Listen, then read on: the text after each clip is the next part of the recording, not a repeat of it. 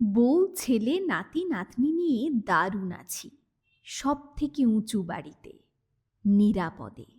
ভাগ্যে সেদিন ঠিক সময়ে মিছিল থেকে কেটে পড়েছিলাম, নইলে এখন শহীদ বেদিতে পুষ্পস্তবক দিই।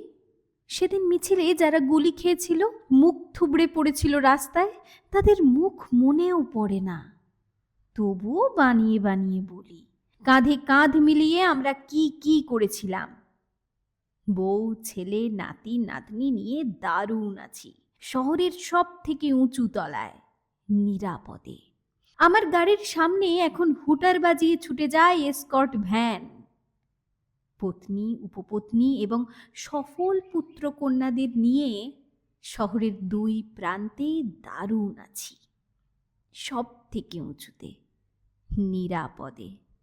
ভাগ্যিস ওই বয়সেই রাজনীতিটা শিখে ফেলেছিলাম।